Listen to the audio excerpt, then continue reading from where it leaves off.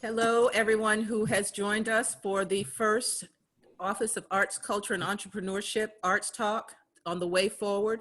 Even though we're in the middle of this global pandemic, we are not going to give up what we do for a living, and that includes all of our artists, all of our arts organizations. So today is Blackout Tuesday, so it's a time to not do business, but to connect with community and make sure that we are hearing what might be helpful to you. I want to thank our partner for this one. We're going to be partnering on all of these. There are 18 of them in all, so we'll be talking a lot this summer. But our first partner is ArtOps, which does amazing jobs with entrepreneurship and training and making sure people can succeed. And I'm going to bring you Jainelle Robinson, who is the Community Engagement Officer for that group, who is going to introduce our panel. Thank you so much. Thank you, Rochelle. We're so excited to be here. So again, my name is Jainelle Robinson. I'm the Community Engagement Officer for ArtOps.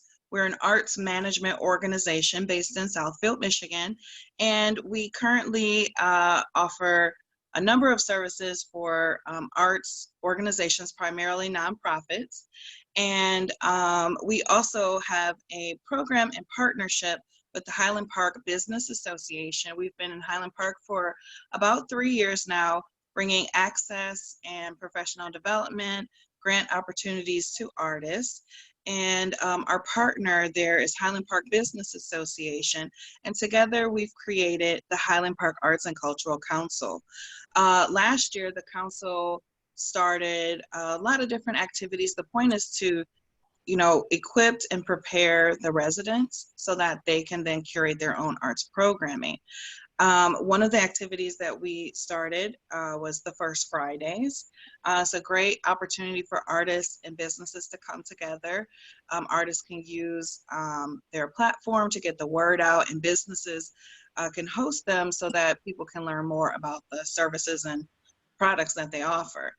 And the Highland Park Arts and Cultural Council is made up of about 10 individuals, not all from Highland Park, but they're different artists and different genres and disciplines. And we also wanted to go into offering professional development. So last December, we offered a workshop called How to Not Be a Starving Artist. It was a great success. I had a lot of great information. And so some of the panelists and also a +1 from that last talk are here today. And one of the main things that ArtOps focuses on is collaboration. So being able to collaborate not only with Highland Park, but also this awesome opportunity to collaborate with the Arts and Cultural Entrepreneurship Office of the City of Detroit with Rochelle and Kim. We're just so excited to be here with them. So without further ado, because I'll talk forever about what we're doing at Highland Park, I want to introduce the panelists. So my partner from Highland Park, Cheryl Sanford. Cheryl, you want to wave your hand, let people know that you're here. Cheryl is the director of Southeast Michigan Works Service Center. She's also a board member of the Highland Park Business Association, as well as a member of the Highland Park Arts and Cultural Council. Cheryl is here today to talk with us about some small business solutions, as well as just her insight into, good business practices, with starting a business, also some resources in the community if you, would like to learn more about the services she offers through Michigan Works. The other partners that we have, or panelists that we have, they are our partners, but as well as panelists. Attorney Michael Hall. Attorney Michael Hall specializes in intellectual property, entertainment law, and also business management. So he's a wealth of knowledge. Oh, low-key shout out, he's a DJ. But so he is a great asset to have on our panel today. He brings a wealth of knowledge. He lit the room up last time when we had this panel, just everybody excited and learning. And finally, Alina Morr, a staple, a pillar in our community. She is a wonderful jazz pianist and arranger. She works with groups such as Straight Ahead, and she just knows how to make it work as an artist. She's going to talk about having the entrepreneurial spirit. So I welcome all of these panelists. We'll have more information available. I'm sure we'll drop their information somewhere in the internet for you all to learn more about them. But also, we do have a slide that has all of their contact information as well as myself. If you have questions, feel free, and we'll definitely leave time for questions. So let's get started. So for instance, I am an artist. I actually am an artist. I'm a painter. And say I said, okay, I want to just get into this. I really want to make money. You know, I sold a few pieces or whatever. How can I get going as an artist? So Alina, why don't you start us off with that thought? Okay, well, first of all, I want to say good morning to everyone, good afternoon to everyone that's participating with us today. Just really nice to be here. I want to thank Jainelle for including me in this. And I certainly want to thank Rochelle and all the people in the city of Detroit that are reaching out to the artistic community and recognizing that we have a very unique and powerful set of skills to contribute, and that also we're like everybody else kind of finding our way in this brave or unbrave new world that we're in right now. Just briefly about myself, I've been a practicing musician since I was in my mid-20s, and like anyone else, I had to find my way. And I think that the first thing I'll say of an inspirational nature is to believe in yourself and to believe in what your unique quality is. And I think that especially in this time when we're so overwhelmed with images of other people that have been highly polished and manipulated in any number of ways, that it can, if we dwell too much on that, we can kind of diminish our sense of ourselves and who we can contribute. And so you have to really keep that in your mind. And I'm going to give a very short example, and it's meant with all the respect in the world. Many of you are probably familiar with the work of Miles Davis, who basically changed music. And when he was a young musician and he was going to school at Juilliard, many of his contemporaries at Juilliard were getting these gigs playing with the CBS orchestra, which at that time, which was the 40s, they were actually in early 50s, they actually had a live orchestra that played for radio show. Yeah, they did, you know. So there was a live orchestra. All these Cassidy knew were going down. They were getting this radio gig, and they had a nice, you know, salary coming in. And so Miles went down, and he auditioned for the trumpet chair.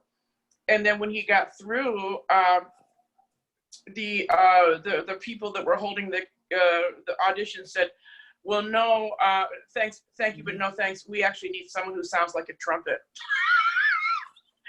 Because, you know, instead of being this big, robust, you know, he had this very distinctive sound, which he had honed. So, I mean, a lesser person could have gone home and said, "Oh, well, you know, I'm never going to be that person, so I might as well give up." But he actually, it's called leaning into your handicap or idiosyncrasy. What it is that makes you special about yourself, lean into that. You know, it doesn't mean don't perfect your craft. It doesn't mean to be as meticulous as anyone else. But if you have a distinctive sound, voice, look, style, approach, whatever it is, that is your God-given talent. And so to I would encourage you to develop that. Briefly about myself, as I said, I've played piano all my life. I've done a number of things, you know, and it's another example was getting into the group Straight Ahead. I didn't really want to be in an all-female group. I just thought that you know, I wasn't really quite sure what that message was. But then a mentor said to me, "Well, you know, they invited you, so you should try it." And then I got into one rehearsal, and I was with Marion Hayden, Galen McKinney. Yes, ma'am, Highland Park Connection, HP, and Mickey Braden, who were all these brilliant musicians. And I just said, "Oh, I can really learn from this." And so it has become one of the cornerstones of my life.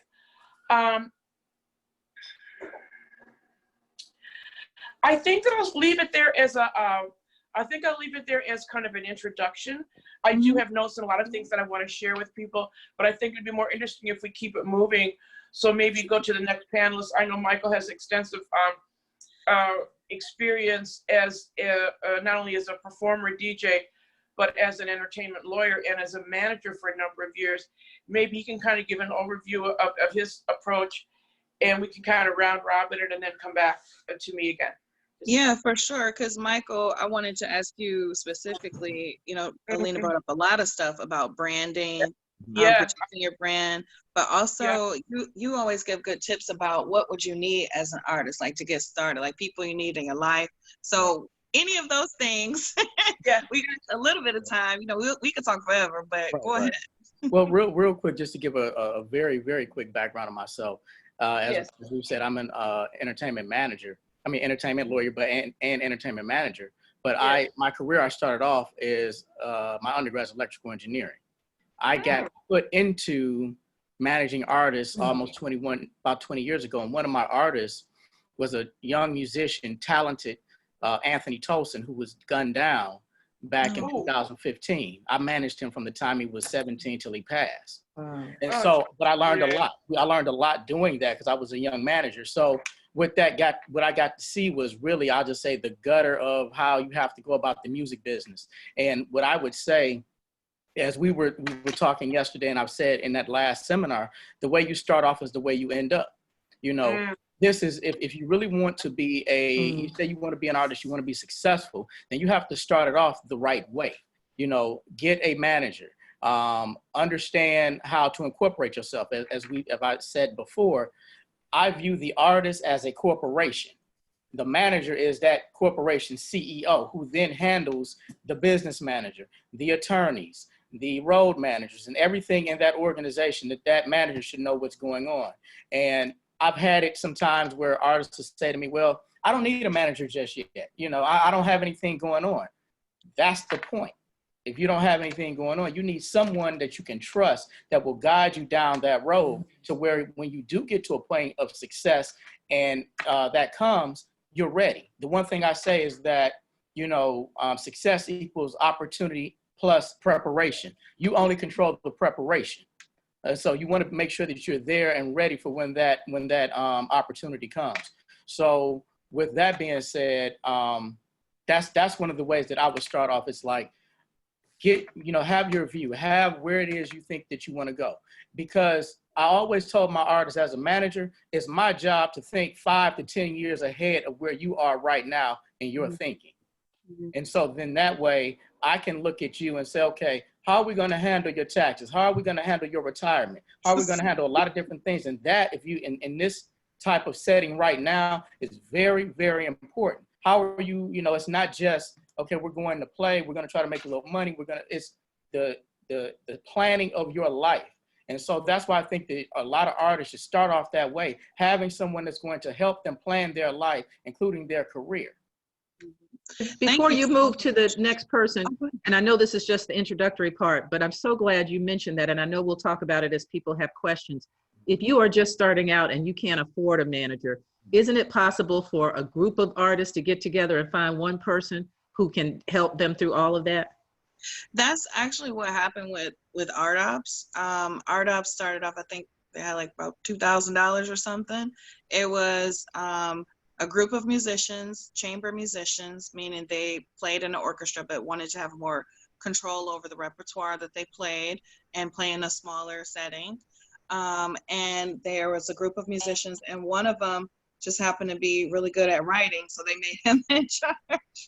And that artist is Morr, who is our president of ArtOps and Detroit Chamber Winds and Strings and Great Lakes Chamber Music Festival. Those organizations decided, okay, we can accomplish more, like team, what is that metaphor? Together, each accomplishes more. That's basically what they decided to do. They, pooled their resources together, and some people can focus on, the artwork now because you have someone, or the creative side, I should say, because someone is handling the business side.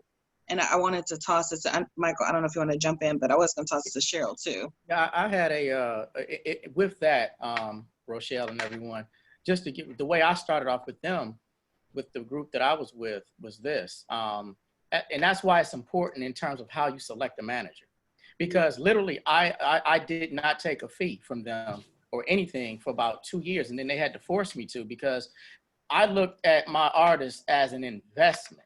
Yeah. Okay. As a manager, I invested in speakers.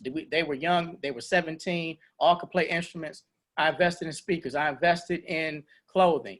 I was working. They were still young kids. So if you can, I mean, if you can find someone that will invest in you, not saying that they're going to pay for everything or anything like that, but at least they're going to give up their time, and that they actually see the vision that artist has, and they really believe in them. And that's what I did. I really believed in my artists, and we, to this day, the remaining members are still like my little brothers. So with that being said, I would say that's another avenue. Just, you know, if you get someone that really believes in what you're doing, you know, and, you know, don't take it lightly. Do not just say, if someone say, hey, I manage artists, say, okay, well, that's good. That's all good and great. But what is it that you can do? Because even when an artist comes to me and say, hey, I need a manager, to me, the management artist relationship is like any other relationship. Okay. Mm-hmm. This is one of my things that I said, you know, the one reason that I did that for free for a while was I looked at it as a dating relationship. You start off in the dating phase, or you start off courting, then you get engaged, then you get married. That married is a contract with your artist. And so that's how I looked at it. And, you know, over that time, I got to understand the guys and really believe in what they were doing. So that's another avenue. I know that doesn't happen all the time, but there are people out here who really will believe in you. It might be a family member that knows, right. You know. Well, a lot of us start off with our mamas, you know, because when we had our first Friday, we just was there, and we doubled ourselves by having the mamas come. So, you know, the family, you know, it's important, like, you know, Alina mentioned too, it's important to have people that believe in you, because you will get obstacles, you will get discouraged. And, you know, Cheryl is creative, even though she kind of, you know, she said that she's not, but what she offers, especially what I wanted to bring to this talk, is, you know, the value add that you need as an artist, to believe in yourself, that you are a business, right? So Cheryl, would you like to speak to that a little bit, as well as, you know, give us some more introduction of who you are?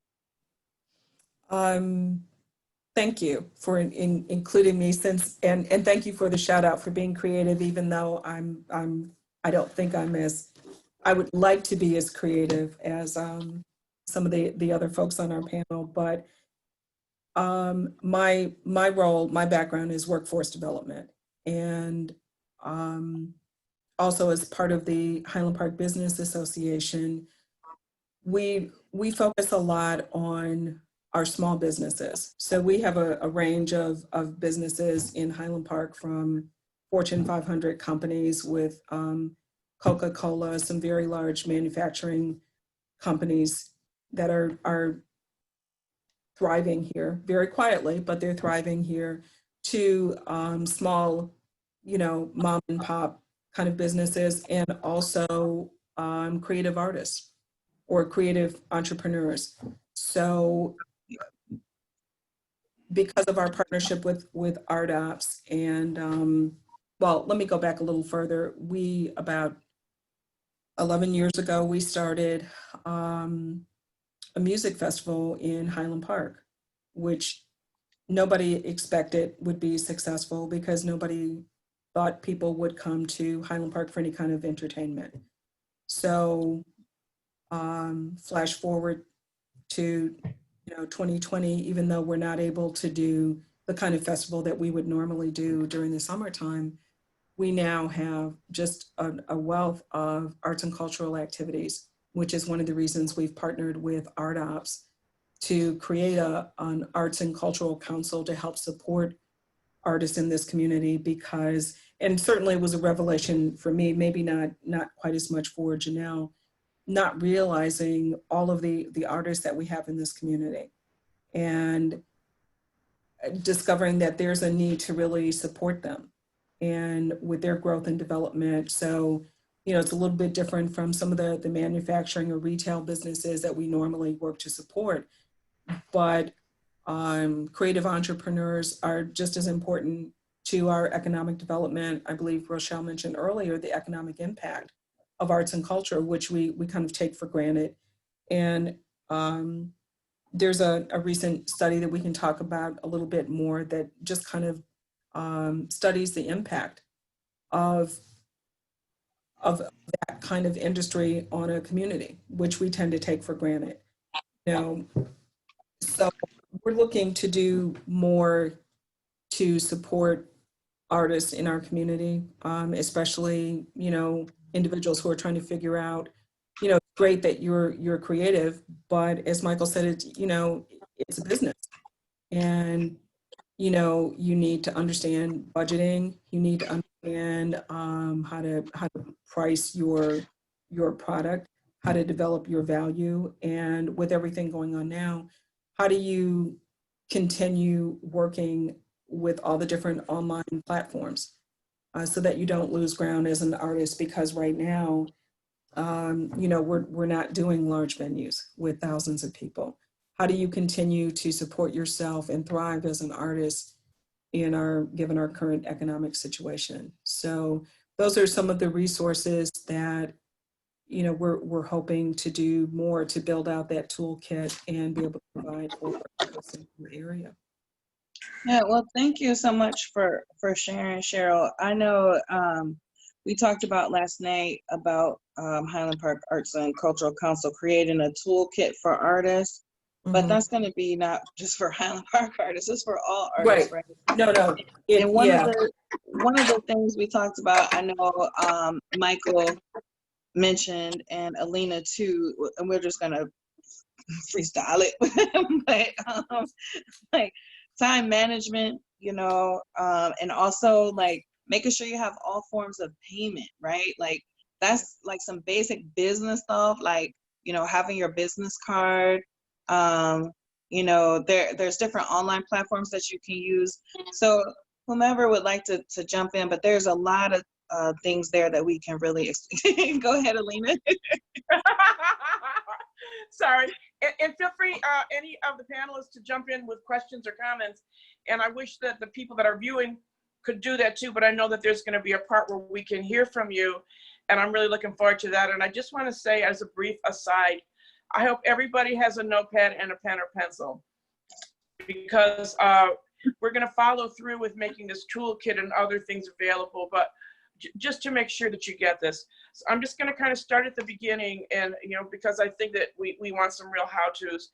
And if some of this is really basic, I'm not trying to insult anybody's intelligence. It's just sort of my work method. I'm kind of a large to small kind of person. So if you're trying to make it as an artist, so the first thing that you have your art form, and so that's a brand, okay? So a brand is a name, a term, a design, a symbol, or any other feature that identifies your goods and services from anyone else's. And as someone very wisely said in the first time that we did this seminar back in Highland Park before the whole world changed, was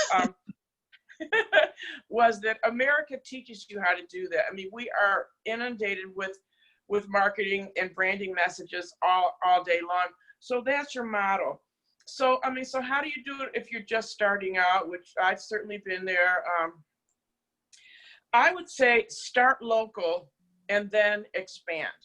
You know, there's in terms of tasking, there's a term that these kind of super learners, or people that study neurology and how to become quote unquote super learners, there's a phrase that they use, it's called chunking. If you have a huge body of work that you want to do, or any project that you want to tackle, you know, just break it down into small chunks that you can manage and then build on that. So now, for example, in terms of starting local, anything that you put online will be seen anywhere in the world, even though you're starting from a local perspective. But take advantage of the tremendous interest in Detroit culture right now. Find a way to use that in your brand, unless you find it's a distraction. But I find that, you know, Detroit is just a buzzword. People are talking about the city. They're interested in the culture and in the people. So use that if you can. And in terms of this online thing, I'll just be honest with you. I think that for the next year, everything in terms of marketing of goods and services will be online, because no one's safe until they develop a vaccine. And in terms of some people who deny reality, you can't rush it, okay? Just like, don't listen to that person, not a good person to get health information from, okay? So just be aware that we're all making this shift right now, okay? So in terms of ways to promote your business, what it is that you do, and the reason why all this is, you have to develop a package just like anybody else in business who's trying to get funding for it. The dynamic is that you create content, you create what it is that your art form is, you find the best and most effective way to promote it, and then you seek sources for funding. So I'm going to cover all that in hopefully less than 5 minutes because I want to keep it snappy. But so the ways to promote your business for free, if you have an actual edifice or place, there's something called Google Places. You can register with them and your business will show up on Google Maps. Now, some people may have privacy issues with that, but I'm just going down the list. Obviously, social media is huge. YouTube, Flickr, LinkedIn, TikTok, Instagram, group text, and blogs. Can I Now, jump in, Alina? Can I especially- jump in, Alina, with one Yeah, other one too? Is Patreon. Yeah. That's a newer one that's come out. Patreon is a great Okay. resource too. Okay. So Oh, good. Okay, well, I'm writing that down. So the idea While of we're it talking is- about those, I'm so glad you're doing this, Alina, because one thing I want to really stress, and I've talked about this, I said it the very first time I went to the Detroit Fine Arts Breakfast Club, I tell it to every artist, you have to own yourself on the web. You do not want anybody else to own you. yeah. That Yes, means you need to own your name. yeah. And even if you just put up a free blog page, anytime you meet somebody, the first thing they're going to do is either Google you or check your name. And if they don't find anything, they don't think you're legitimate. And one of the things that I have been doing for almost 6 years now is helping people buy their domains and then building websites for, simple websites. I'll never make money at it because I never charge anybody. But those are the two. When you mention all those different things, everything you mentioned is free. Twitter is free to open a Twitter account.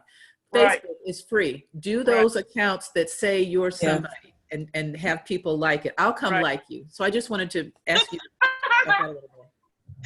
Michael, can you jump in? I know, Alina, I want you to finish out, but Michael, I know you know a lot about the brand stuff. Yeah, absolutely. Yeah, and so with that, with the branding, also comes trademark, also comes protecting that's the biggest thing in protecting your brand, your copyright, especially as artists, whether you have music or you have pictures or paintings, those things can be copyrighted. And so with regards to trademark, the one thing that I've always told, whether it's an artist or just anyone with anything with a business, everything that we have has a trademark in it in some way. It's a brand. And so again, going back to what I said earlier, the way you start off is the way you end up. I've had it where, I literally get this at least once a month where someone calls me because they have gotten a cease and desist letter. Because they said this, they said, I'm going to get it trademarked, which I'm going to wait till I, get it together and get it built up. And to me, that is the worst thing that you can do. You think about this. If you have taken a name that you have built up for yourself, and then in 5 years, you have poured money, energy, time, sweat, equity into that name and that brand, and then you realize you can't use it. You're not supposed to be using it because someone else has it and they have it trademarked. And now you have to go back to the drawing board after you may have spent tens, hundreds of thousands of dollars in that brand. And so you can trademark your own name. You can, or you can, or depending on who you are and what you do. Christo, the artist who just died, everybody knew him as Christo. Nobody else could call themselves that. If you're, Rochelle Riley artist, you don't have to trademark your name, but if you have a certain style, like the Shifi pieces behind me, you want people to know that's Shifi TM. You can't copy that, and you can't take a picture of that and print it and expect to get away with it. Exactly. Or if you are an artist and you have a stage name that you've come up with, you should trademark that. Not only that, with regards to it might be a logo or a design that is associated with that name and that person and that brand, you need to trademark that. I say spend a little money up front so you don't have to spend a lot of money and heartache on the back end. And I get a lot of that where artists or just people in general, they say, you know, I want to build this up first. Or you get an artist who, you know, doesn't copyright their music or protect the copyright. You know, whether it be, like I said, music, whether it's pictures or what have you, the biggest thing is protecting your brand, protecting who you are. As Miss Riley was saying, you know, this is who you are. This is you've done things in terms of domain names for people, you know, their names, their likeness, what have you. That is key in this industry because that's who you are. So to all the artists out there, that should be one of the first things that you do. That should be one of the first things that you do in terms of doing this the right way. If you want to start off that way, this should be one of the first things that you do. Yeah, I'll go you one step further before you go back to Cheryl. We're going to put some simple instructions on the City ACE Arts and Culture page telling you how to do that. We are not recommending companies because there's a bunch of companies that you can use. I use cheap names. I use cheapnames.com because they're cheap. It should not cost you more than $10 to buy your name, depending on whose name it is. If your name is Diana Ross or your name is, you know, I'm sorry, you might have to, there are plenty of actresses who had to add an initial to their name or had to pick something else because somebody else had it. But we're going to put those simple instructions on that just explain how you do it. And once you own it, you don't have to do anything right away. And don't pay somebody thousands of dollars to do a website. You can create a blog that has your name on it just so you have that. And then get something later to point to it. We're not going to go through all of that now, but we're going to have some further workshops on how to do that because your identity and your brand, as Mr. Hall said, your brand is everything. Your brand starts the first time you decide you're going to be an artist. Well, dang, that was great. I was looking at my notes, some of my notes from last night. If anybody else wants to jump in, but I wanted to switch up a little bit about just, I guess, that getting that business mindset as an artist. Like, it's funny, Michael, you were talking about, like, you try to get yourself built up before you know, institutionalize yourself or whatever. And it just reminded me of, like, growing up in church and people, like, try to get themselves right before they go back. Anyway, it's a funny thought, but, you know, you have to start off, like, you know, kind of ready to go forward with things. And, like, you know, like you're saying, the time management we talked about last night, how we always feel like we don't have enough time. I know I'll say that all the time. I don't have enough time. I don't have enough time. But you kind of checked me on that. You didn't realize it, but I was writing it down. So you want to talk about time management and that business mindset as an artist? Yeah. Well, you talk, okay, I guess I can take whomever, you and Cheryl, really. Well, with time management, to me, as we were saying last night, in this time, you know, we're sitting back and we have time to do things. But I was saying that we probably always had that time to do it. It's about whether we're prioritizing it or not. And to me, if you are an artist or anyone that is something that you want to do, you're going to prioritize that. I mean, myself, I wanted to be an attorney. I went to law school while I was working full time. You know, so I found, did I have the time? I found it. I made it. You know, so with that being said, I think that we tend to fall into that, you know, I'll get to it later, or I don't have the time, or this came up. Here's one thing that I would do. Here's an example. We always would say, you know, if you're working out, going to the gym, I don't have time to do that. I got this going on. What I would do is I would set that as a meeting. And when I set that as a meeting, that's just like any other meeting. Well, Michael, can you do this? No, I got to go do this. And to me, that's how, if this is your career, this is what you want to do, that's how you approach it. You approach it with that type of a seriousness. So. And Alina, Can I just say that's some of the best. I'm so excited that he said that. That's some of the best advice I have ever heard. And somebody gave it to me a few years ago. So as a writer, even though I now have a day job nurturing artists and trying to make this, you know, city office work, I schedule my writing time. I have a book coming out in February. Oh, wow. It would not have come out in February if it wasn't on my calendar, blocked out where that's that time. So thank you for saying that, because some people have to work at doing other things while they're also doing their passionate thing. Right. You need to make sure that you don't lose your passion while you're busy trying to make some money at something else. So yeah, schedule it like it's a Alina, doctor's appointment. I wonder. Jainelle, Oh, go ahead, Cheryl. I'm sorry, I was just going to add in, I agree with both Rochelle and Michael, and somebody gave me that same tip about adding it to your calendar, because otherwise other things, you know, you have to set aside that time, because, and especially now that many of us are working from home or between, you know, office and home, and we're on Zoom, like back to back to back. But when you don't schedule time to do some of the other things that you need to do. As Rochelle says, she schedules time for writing. When I'm working on grants, again, not necessarily the creative writing, but working on grants, proposals, I need to schedule time to do that. I need to schedule time to read the research information that I'm supposed to keep up with, or policy guidance, or whatever it is. You really do have to schedule it. And I find it a little bit easier to manipulate all of the things that are on my plate when it's on my calendar, because if it's not, I schedule another meeting or I accept another meeting request, because it looks like there's a blank in my schedule. And I think even for creatives, it's just as important to do that time management, the scheduling, and setting, having a strategic plan for how you want to achieve whatever goal you set in your career. You need to have a strategic plan for how you're going to get there. I wonder, thank you, Cheryl. I wonder, when you're talking about strategic plan, and I find this kind of clash, and I wonder, Alina, if you could address it, because you talked about the entrepreneurial spirit, but it's weird sometimes being a creative person, and you know, you might schedule a time to do, like, I'm going to paint this weekend. It's my number one thing to say, I'm going to paint this weekend.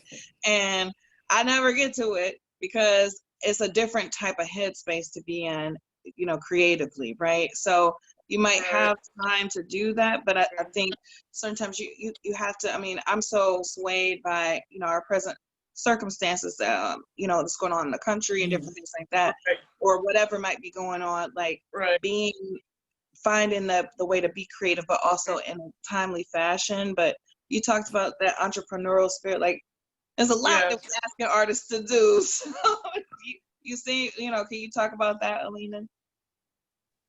Well, or anything? Yeah, I can talk about that, and then I'm going to move forward with some other real high with some other how-tos. Yes. First of all, there's a great book. There's a great book that's called The Artist's Way, and that deals with that particular issue. And there's a couple, and there's a very well-known Detroit artist that who does this every day. I don't want to reveal that person's name because that's their personal business, but I do know this to be a fact. And there are just some very specific things that that you do. I'll just give you three. The very first thing is that what they call morning pages, because everybody wakes up. Personally, I try to have really calming music on and kind of get myself in the headspace. I can't listen to the news and all that, you know. So I try to give myself a little bit of headspace in the morning, unless there's something crucial I need to be aware of. But this idea of doing the morning pages, and it doesn't have to be long. It's just like 3 pages. You could whip that out on a word processor or on any type of a notebook, really in less than 10 minutes. But what it does, it just kind of empties everything out. You just get all the wording out of your brain, get it out, the good, the bad, the ugly, the indifferent, the beautiful, just get it out. The second thing, walking is very important. And, you know, it doesn't have to be with all the gear and you do 10 miles around Palmer Park or something, just even a walk around the block, you know, being gentle with yourself. And we're all under particular stresses right now because of this pandemic, especially because it's being handled so inefficiently at the federal level. So we have to find some way to combat that and not let the stress kill us. And the third thing is if you have a space where you work and you sit down to work and then you get this overwhelming urge to kind of clean and organize the space, don't try to beat yourself into submission and do your work. Do that, honor that part of yourself, because creating a space for yourself is important. And if that's what you need to do first, but trust yourself that you will. And one more thing from that book, but I do recommend The Artist's Way once a week. And again, it doesn't have to be, anything huge or glamorous, but it's just, again, put it in your calendar, and it could be just half an hour doing something, and we go anywhere now, nothing's open. And if it is open, it's probably not safe, but a ride in your car or walk somewhere, just do something to get yourself into a different headspace. If listening to music works for you, find something that's inspiring, but it's recognizing that it is a different part of your personality. It's inherent, and if you have to honor it and manage it like any other part. But again, calming down is a huge issue for everybody. So those would be some things that I would recommend. Now, in terms of like how to actually, because we want to get to the starving artist part and being the non-starving artists. Non-starving. The non-starving artist. Another thing that, if you get these things set up like a website, there's something called SEO, which is a search engine optimization, to where, and there's companies that do this. Maybe Michael can speak on that, when I finish my this little speech I'm giving here, so that if someone is looking for something, so that you appear at the top of the list. There was a great website. There was a great website I came across. You can Google it. It's called 12 Ways to Hook an Audience in 30 seconds. So that if someone is looking for you, or somebody runs across you on the internet, you don't want to come off as boring or bland, or you don't want to take too long to get to the point. So 12 ways to hook an audience in 30 seconds. The whole thing is what all this is geared to is product development, so that you can get ads and memberships. A couple specific things on how to network, and then some other funding ideas. And there's tons of these, but I'll start with these. There's something called festivalnet.com that is sort of like a clearinghouse for all the festivals that there are nationally, and it gives information on which festival is occurring and what their deadline is for submissions. And so you could go through these and see which ones are applicable to you, and start sending some materials in. And a lot of these things are moving online, but it does seem to be a good resource. Now, for musicians, here's an interesting thing. There's an app called Compose, which is spelled Kompose, and it allows you to collaborate with musicians from literally anywhere in the world, where maybe they come up with a song idea, and then you could partner with them and help them to write a song. So this is a way to increase your networks, because this is very much a people business, and who you know is very important. Another thing is through teachers. Now I want to give a plug for Michigan State University Community Music School, which is a tremendous resource for our community. They're of course are online now, but they have very affordable tuition. They'll work with you on payment plans, and they may have scholarships available. But I don't know if any of you are familiar with John Dixon. He's one of our true treasures in the city, a tremendous pianist, composer, arranger, and producer. And he gives a course on music production that he will often go to Michigan State University Community Music School, Detroit, and get on board with their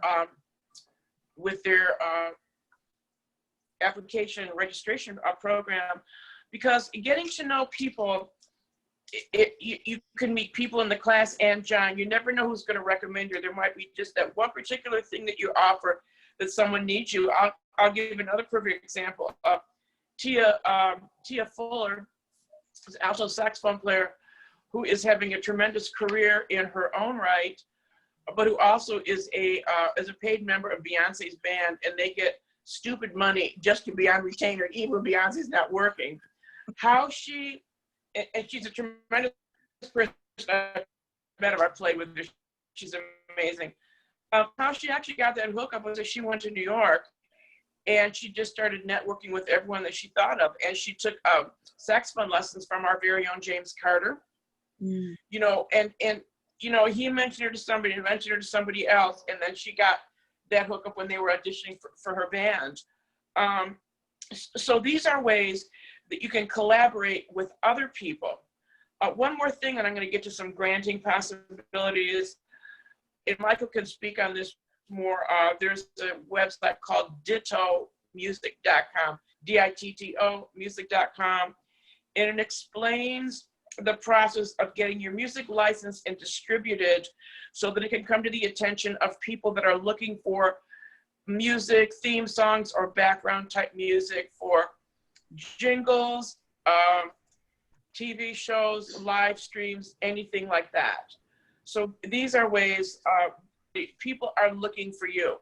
We are at a disadvantage because we don't have the live venues, but there's a tremendous need for online content. Everybody's scrambling. Even if you notice some of the major film distributors like Netflix and Amazon, they're actually some of these release dates for films that they had, they're actually kind of ditching those plans and releasing the material earlier. So people have spent so much time, you know, looking for other forms of entertainment. So if you have any kind of creative disability, don't let anyone make you think that you're at a disadvantage, you have to be a poor artist. People are looking for you. People are looking for you. Alina, can I put it where you can, please. I was just going to say, can I put an exclamation point on a couple of things that you said? Because it's so important for artists and for people who are working with artists and arts organizations. Finding what's possible or what's out there so that you can tailor what you love to do to what's out there. That is so vital. I appreciate your saying that. For instance, these festivals that are all being canceled in person, that doesn't mean they're being canceled. So don't not look them up because you think, well, we can't go anywhere, because they're doing them online. And if you have art to sell, you know, that's something that you have to do. We're looking into being able to do that for the city where we can sell artists' work. The second thing was you talked about being a part of the workforce. That's something, and it's almost time for us to go to questions. And I want to make sure we've got a bunch of people in the seminar, and I'm thrilled about that. I think some people don't see artists as a part of the workforce. They think that they're over here just, you know, tiptoeing through the tulips and having a good time, or singing or DJing. Like, those aren't, these are jobs, and these artists, all of our artists, are part of the workforce. And a part of my job is to make sure that I'm getting people to understand that. That's a part of that branding. We need to brand Detroit as one of the great creative workforce places, but we also need to make sure artists see that. So before we go to questions, I was just hoping that anybody, Cheryl or Michael, or even you, Jainelle, can talk about valuing your work, how you value your product or your talent, whether you're a performer or whether you're somebody who sells art. The very first time I went to the Breakfast Club, I was near tears because I bought this beautiful painting from this guy, and I said, well, how much is it? You know, at the Breakfast Club, everybody brings beautiful art, and then you get to see what it looks like. And if you want it, you just yell out sold. And they said, how much is it? And he said, $200. And this looked like a $10,000 painting. And I thought, well, okay, I have to buy it because it has to be bought. But I just thought it was way undervalued. So if you can speak a little bit to how to value yourself, then we're going to take some questions.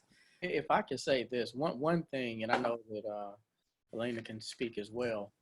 I think even with myself being an attorney, seeing what's been going on out here, and even also as a DJ, you have to look at what the market is doing. But at the same time, you have to put your price point at a place where you're not pricing yourself out, but you're also not undercutting people to a point where it's looking like you're just trying to get the scraps, or you're going to use, you know, quantity over quality. And, you know, don't be afraid to walk away. I mean, if someone says, well, I can get something that looks like this, or even with a band or a musician say, well, I get somebody to play for $100 $50 or for $500, or and your charge is $1,000 or $1,500. Say, hey, go get them. You know, that right there establishes your baseline. That, you know what, and 9 times out of 10, they're going to regret not getting you, and you'll be there. You know, you'll be able to see that you get what you pay for, and that is so true. You get what you pay for, and that excludes, you know, doing a favor for someone, or, you know, if you say, you know what, this is an event I really want to do, okay, I'll do it for that. But when it comes to that hardcore cash and that hardcore valuation of your talent and your hard work, you're the one at home practicing at night, cutting on your lights, your gas, and doing certain things, then you have to price that accordingly. But just don't undercut, but make sure that your price point is appropriate in the market. Yeah, I wanted to jump into not on specifics of what you should charge, but I do think it's important to always have a price available for people to see. But there's also something larger, Rochelle, that I think is more in our wheelhouse, is just creating or helping to strengthen the value of artists, because arts, especially in a time like now, but have always been in regional, looking at Detroit, artists are definitely appreciated and needed, but they are not valued, right? So that means that people won't pay an artist the same that they'll pay, you know, in New York or in some other coastal city or whatever, on the West Coast, or, you know, in the South even. But that's something that has to change within our entire community. The artists, consumers have to be able to understand. So, you know, we do events in Highland Park, and right now they're free because they're underwritten through the Herb Family Foundation. But we want to strongly encourage donations, because ArtOps and the funding that we have been able to bring is not going to last forever. So the foundations, you know, right now the focus is not about artists. The focus is keeping people healthy and alive, and also bringing equality. So if the focus changes from the foundations, the people, the community, like what Alina mentioned earlier, locally, you know, we have to support our local artists as they, you know, eventually grow into their platforms. But for now, we do need to support them. But it's a shifting in mindset and value, because we consume art all day, from what we put on, what we watch on television, how we, like you mentioned, how we even calm ourselves. We use music to do that. But all those things were someone's, you know, time they've sacrificed, you know, going to the park or parties or whatever, you know, they have poured themselves. The price is based on the skill and the time that they've taken to hone that skill set, right? So I think, you know, and we do events at Highland Park. We do have to sometimes offer artist honorariums, but it's a community build. But we also, it's an expectation that we want to create with community members to, you know, support artists, not just as a handout, but they're actual, it's an artistic, not ecosystem, it's an economy, right? It's a real economy that can drive and help move our region forward. So that's my soapbox on it. Thank you for that. And you're going to take us to some questions so we can get some folks in to see if there's specifics. You guys are just so good, and I so appreciate you. All of this is advice that I know is so needed, and we may have to do this 1 or 2 more times, but we've got a big crowd of folks, and Kim is going to let us know if we have any questions. But while she's doing that, I wanted to go back to Cheryl for a minute to talk a little bit about organization. This is more than just the time management, which Michael gave us great advice about, but how you organize what you're doing, you know, how you decide what you can do and how you can do it. And if there's anything you can offer about just how to keep it together, because some people they just sort of do, and then they don't realize, oh, wait a minute, I missed my opportunity to do something with what I've done. Well, I think for any business owner, you know, part of what we would strongly encourage them to do, again, it's, you don't necessarily think of business planning for creatives, but it's just, you're still a business, you're a business owner. It's still just as important for you, and business planning, to understand budgeting. And when you talked about, you know, pricing, how do you develop that price? Part of that has to be, you know, understanding the market, but also understanding your costs.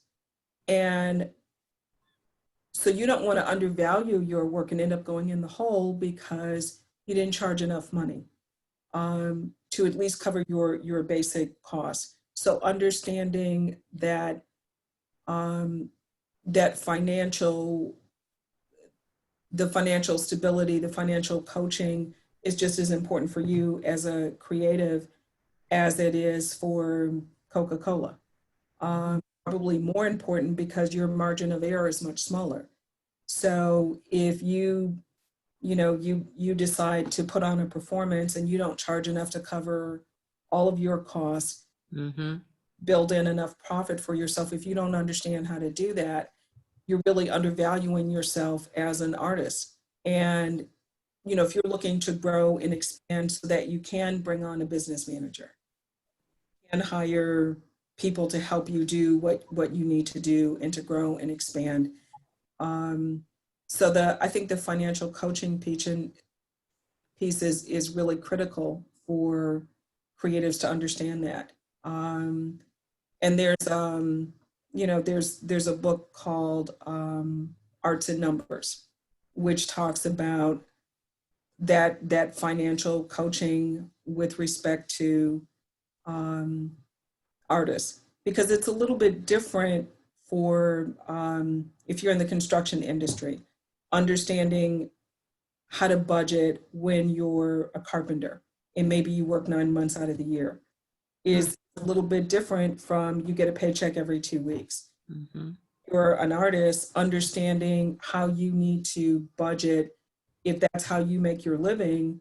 And it could be feast or famine. 1 month you're doing really well, the next month maybe not so well. But how do you develop a budget for your long-term success and sustainability? So I think those are some of the things that we want to encourage artists to do, and some of the resources that we want to make available in a toolkit. And I'm sure things that you add to your website as well. Thank you so much. Jainelle, are we going back to you? No, there you are. I'm right here. Yeah. So I think we might have a question, right? Okay. I'm Do not I have one, or Kim's got it, right? sure. Kim's got it. Oh, okay. I'm like, I can make up one. No, no, we have somebody who has one.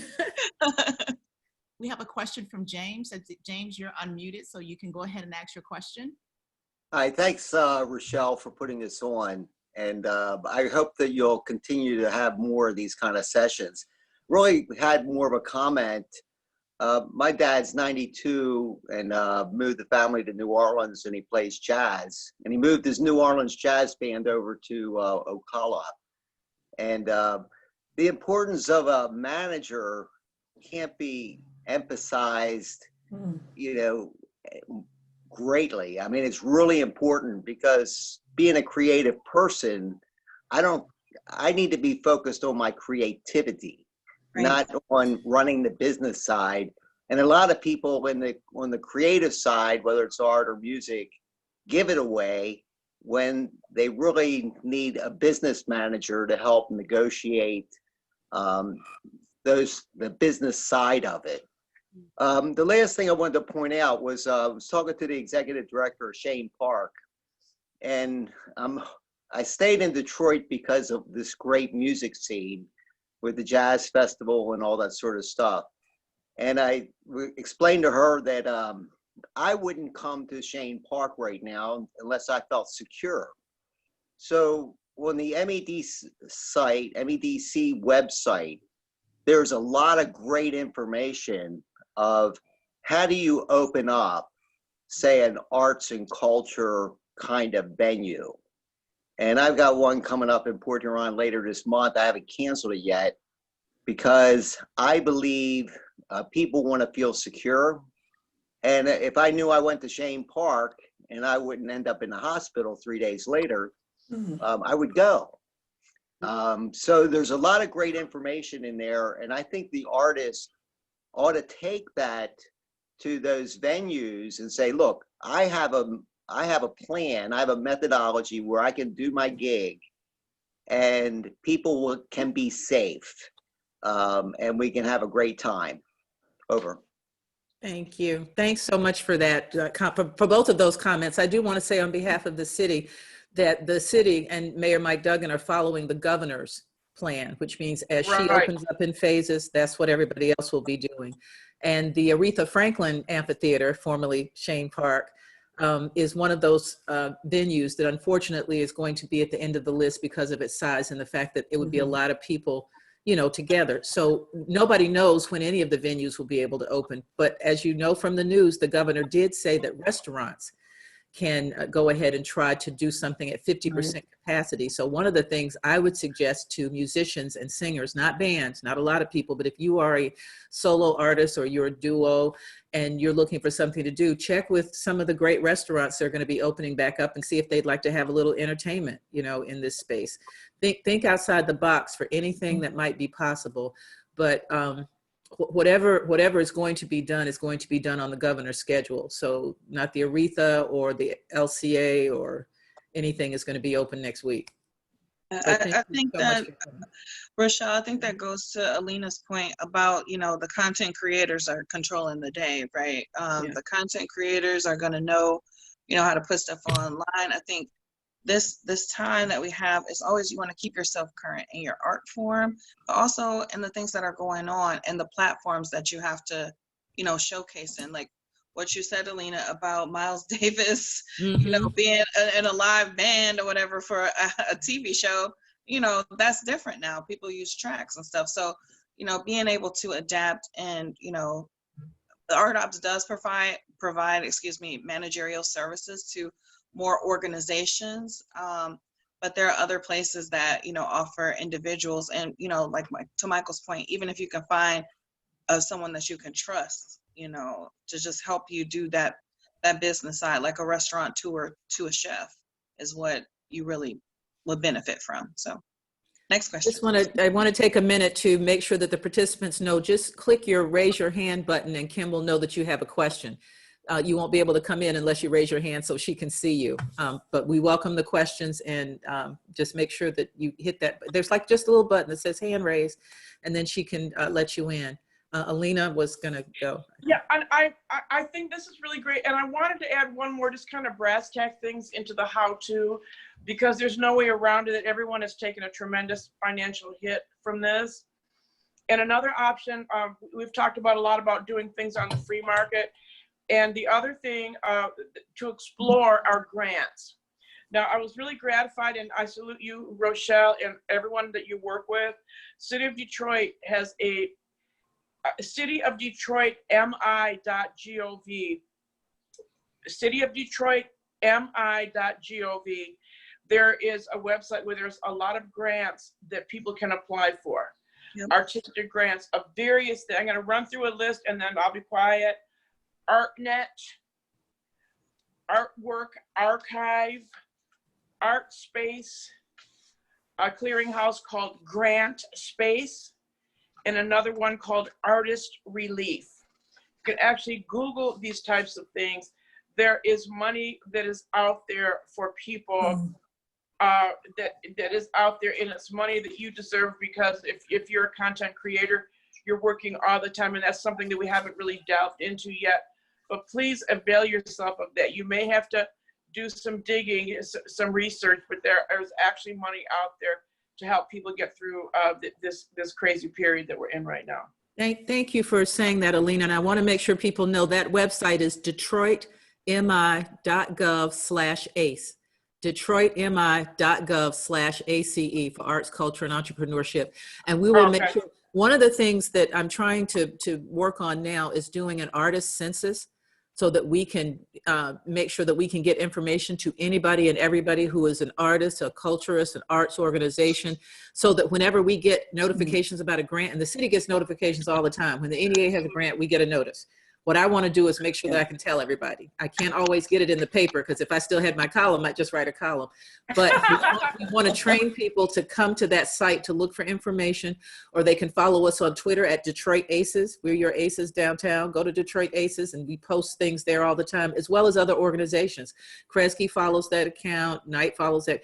And if we can pull together some type of database, not only can we help with information, but we can also help with collaboration, because we'll be able to say this many people do this kind of thing. You know, we'll know how many people work in music, how many people work in dance, what our big industries are. And the last thing I want to say is, in addition to trying to collaborate, what we want to do is try and find ways to raise money together. Like, rather than raise money for an artist, or one group wants to get some money, raise money for fashion. Our next seminar on Thursday at noon is on fashion with Tracy Reese. And Wow. I'm sorry? She said, wow. Oh, yeah. Okay. We're That's what featuring my- Detroit is the New Black and the amazing Tracy Reese talking about fashion, because that is an industry in Detroit. But have we ever paid attention to it, or really measured it, or really, you know, talked about it? We need to do that. So that's Thursday at noon. And cool. let me see. Okay. So I just wanted to make sure to get that out there, because the closer we can get our community to working together and knowing each other and seeing how big we are, the more we can help each other. And that's part of what the city wants to do. Okay, we have another question. I think, Patricia, you can go ahead. You're unmuted. Thank you. Hi, Rochelle and team. Patricia Ellis from Grosse Pointe Theater. Thank you Hello. so much for putting this on. I did have a question. I think it was Cheryl that mentioned the impact study. Could you talk a little bit more about that, Cheryl? The study, let me pull it up again because I had it. It was actually from 2017? funding, and it's a report on the working artist. Okay. Thank you. I'm trying to pull that up again. I don't, Jainelle, is this something we could share out? Yeah, we probably can share it. Do you have the link at all, or is it something that is like a printout? Is it something that we can pull up? Because Kim has the, well, she has our information, our faces on there.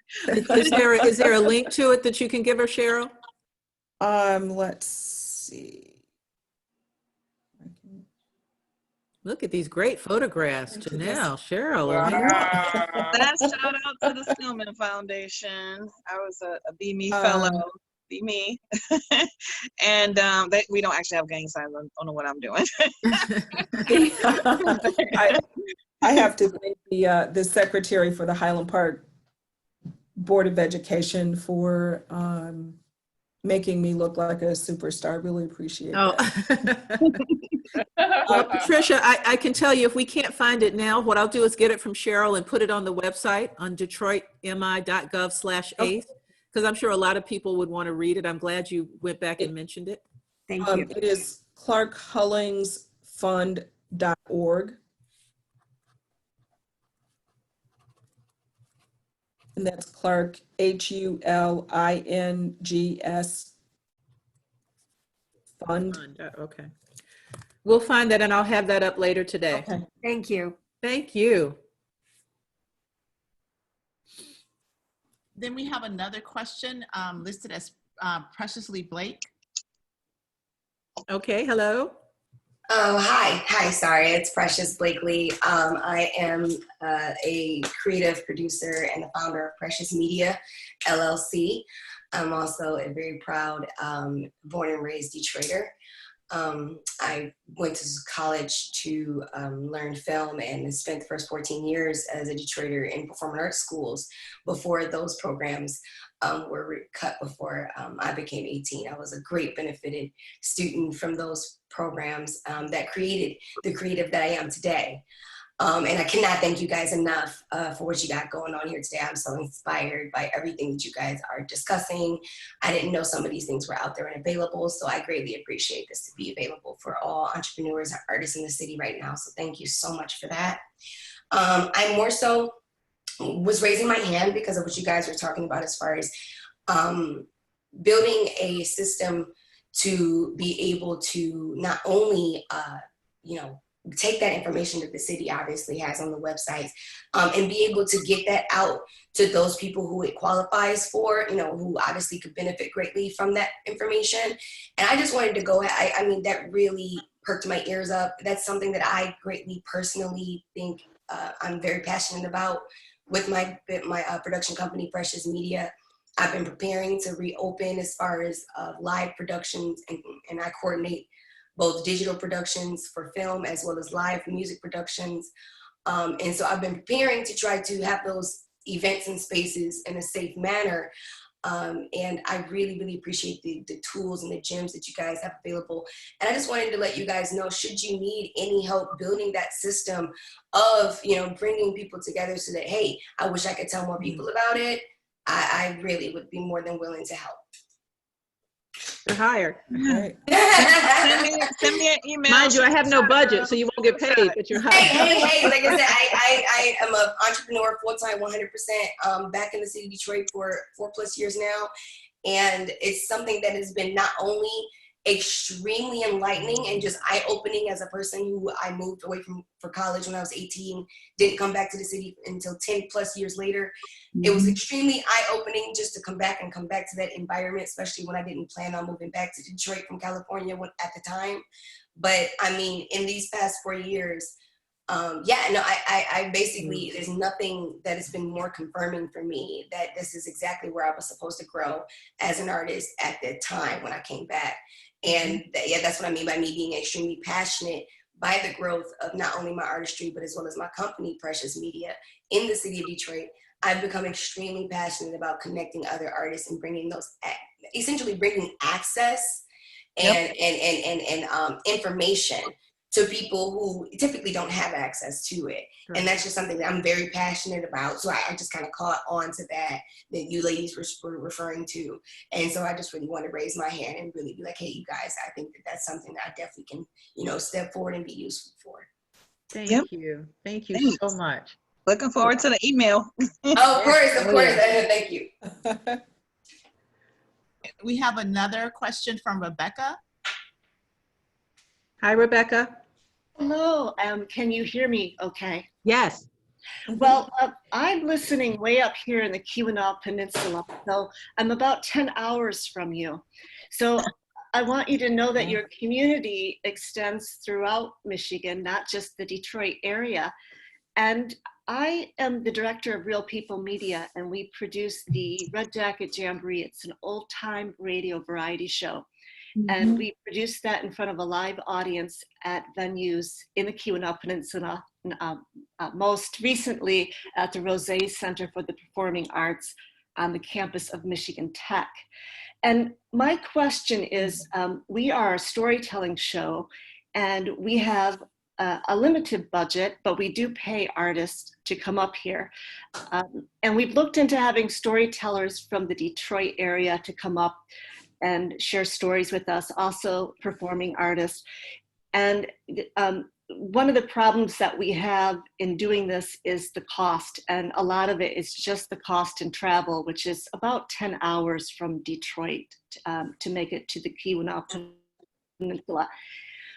We would like to have more narratives of people from Detroit and Grand Rapids, Southern Michigan. You know, what can we do as a nonprofit to get these voices heard on programs like this?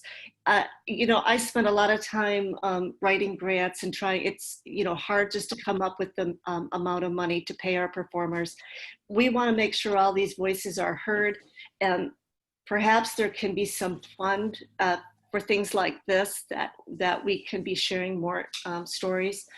And do you have a network locally of performing artists in the Detroit area that we could kind of look to find people? I look on different, the Michigan Arts and Humanities Touring Directory, you know, I looked at 2 different resources, but do you have something specifically where I can go to one website and find these people? Yeah, I can speak to that. I have 2 people that I can just put you on to. One I know very well, the other one I know of. So specifically in the city of Detroit, there's the Twisted Storytellers. Yeah. They put on events at the Charles H. Wright Museum, so they would be a great resource. And I have contacted. Yeah, so they're a great resource. The other one is the Detroit Rep Theater. They're on the borderline of Detroit and Highland Park. And we have done a lot of events and work with them. You know, collaboration, I think, is going to be the key to survival and everything, because sharing is caring. So I think for my organization, how we approach situations that you kind of described, where you have a cool program, the funding is a little tight to try to get certain things, you have different barriers you're trying to overcome. The best suggestion I would be is, you know, to find a collaborating friend or partner together going for whatever type of grant. So MCACA just wrapped up their granting period actually yesterday, but they do have grants that come out throughout the year, and that's definitely a project if you wanted to do a regional, you know, storytelling exchange, right, between the UP and the Lower Peninsula.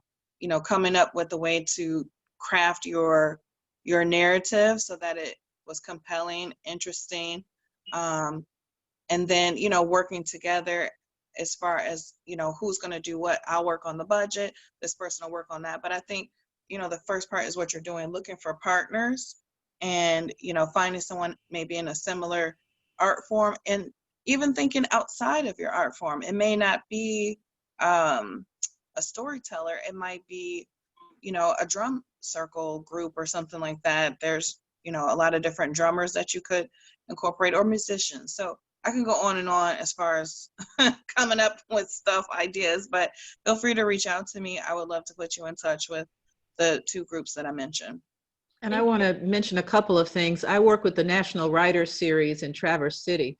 Now, it's not 10 hours, it's only 5 hours, but I got to drive up and interview Alice Walker and Terry McMillan and Marie great. Benedict as a part of that. And what they'd like to do is to do the same thing where they come down here and have some of their folks interview people in Detroit. So we're working on that kind of partnership, which is exactly what Jainelle was saying. But the other thing is, if there's anything that we can try to find that is redemptive of this COVID pandemic, is that it's forcing us to see things differently. As soon as you said old time radio show, we've got plenty of storytellers who can do that, you know, without having to come the 10 hours if people are willing to listen to it as a radio show. And you can partner where, you know, people in Detroit and people in the peninsula are all listening to the same show, but different stories. So I'm happy to talk to you about some of those types of partnerships too, because we are one state, one hand, and we're happy to help those types of collaborations.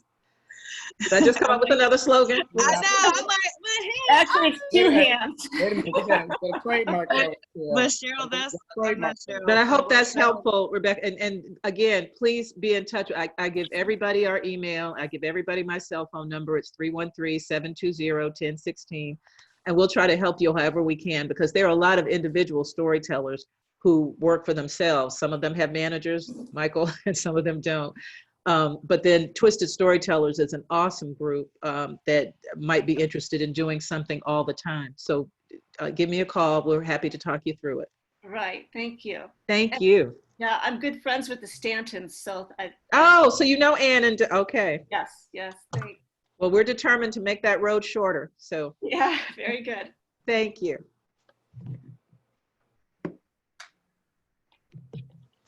That was all my questions for now, but I will follow up with an email. Okay, thank you so much. Thanks. Yeah, that's what Alina talked about, that network, right? Yes. That's definitely important. And even collaborating on programming, because definitely First Fridays was looking at that. So, you know, I think that's something, the more people that we have and everybody has their part, we can all shine. You know, it's not, the stage doesn't get crowded, you just build more stages, right? That's so good. Oh, I love That's that. not mine, that's somebody else that taught me that, but his card is buried in the pile on my desk. But shout out to dude who I don't remember your name that said that awesome quote. Okay. I will Google it and find it. I'll go to the Google. But in our last 10 minutes, I'm going to turn it back over to you, Jainelle, for some closing wisdom from our folks. And I want to thank ArtOps again for co-sponsoring this first one, and let people know that the second one at noon this Thursday is on fashion. And what we'd like to do is make sure that we have something for every industry, every group of people. So like I said, we planned 18 of them. But if there's something that is missing, let us know. You can just go to detroitmi.gov/ACE. You can register. There's a whole list of all the ones that are coming up. There's music, And then there's more music, and then there's more music because we don't have the symphony discussion with the hip hop discussion. And there's music production, and there's fine arts and museums, and there's galleries, and there's venues, and dance, and and youth. So whatever people needed to hear and talk about, we've got one for you. So I'll turn it back over to Jainelle. Thank you, Rochelle, and thank you again to our wonderful panelists and for everyone that wanted to tune in and hear what we had to say. We hope that it was useful to you. Just a few programming things. Like I said, we're part of the Highland Park Arts and Cultural Council, and we have First Fridays coming up. Is June. Is it already June? It's already June. Can you believe that? Goodness. But June 5th, we're going to have a comedy show, and that goes to the collaboration. We're partnering with WHPR radio show, and we have Coco, J. Bill, and Mike Bonner are going to be helping us to, find joy during these times. It's going to start at 6 o'clock, but it's a radio show. We're being creative. We're using Zoom, but we're asking the radio station, to broadcast it out. So, finding a way to work locally, be creative, partner, and just do whatever you can, to get your content out, because somebody wants it and needs it.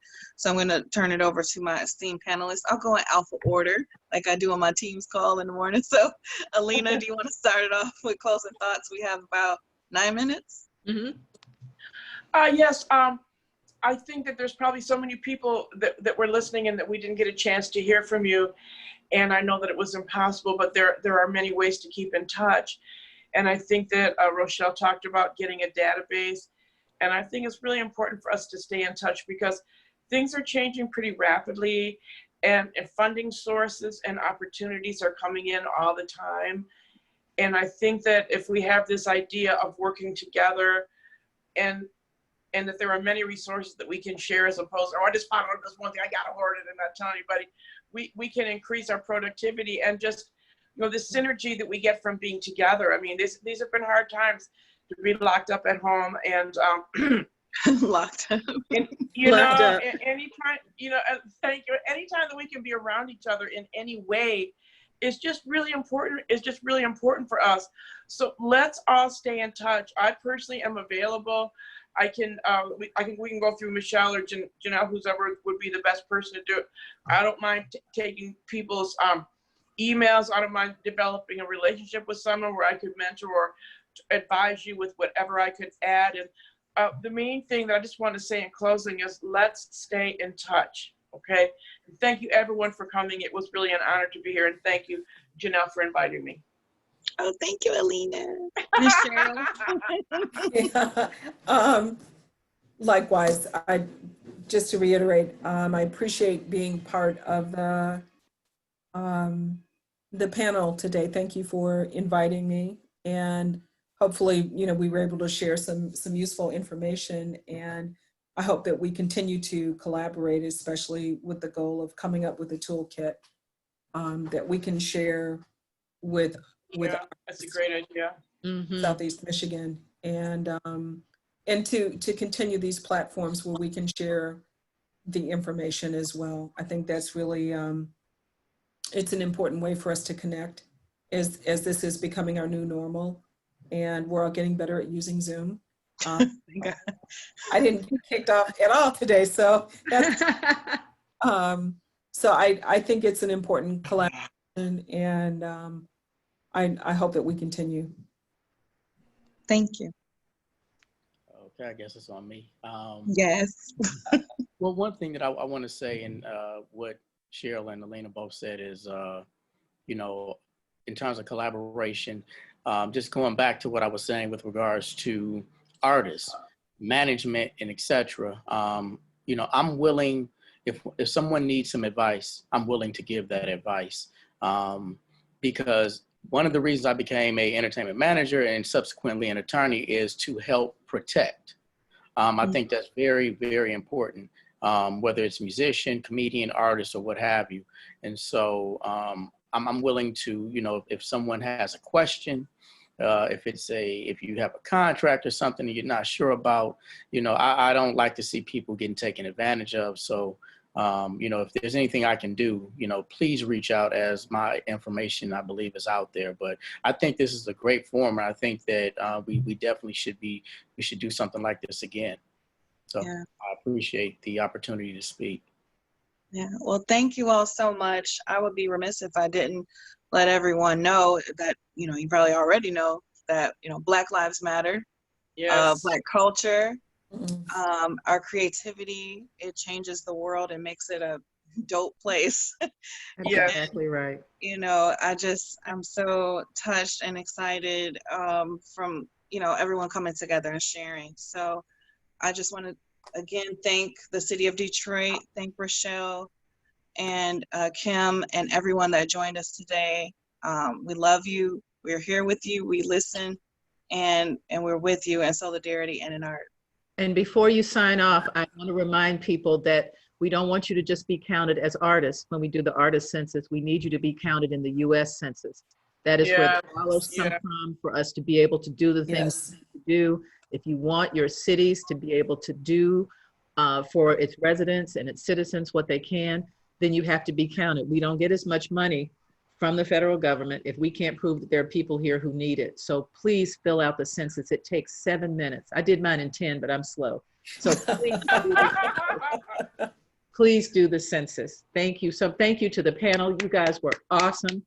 Oh, And thank we'll be you. doing these Thank again. There are you. 18 of these. The next one is noon on Thursday. You can go to detroitmi.gov/ACE to register. And if we need to, we will come back around after we go to all those different genres and talk about this stuff again, whatever it is that we need to follow up with you on. But we have a recording of this one that will be on the site. We're going to make sure that you get Alina's tips, and we're going to make sure that you know about grants, because if you collaborate with somebody and you have a great idea and there's a grant for it, go for it. Don't think that you can't. Don't wait for somebody else to do it. Do it.